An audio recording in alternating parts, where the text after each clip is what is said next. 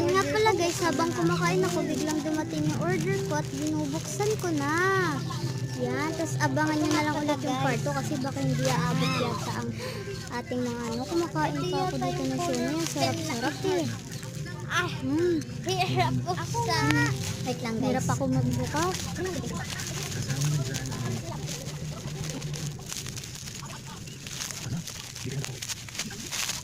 Ayan, nabuksan na natin.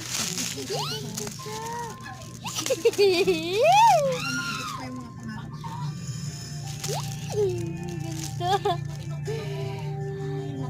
Tapos pinasas sila. 1, 2, 3, 4, 5, 6, 7, 8, 9, 10, 11, 12 lang. But 12 pieces? 24 pieces yung in-order namin. Scam. Scam.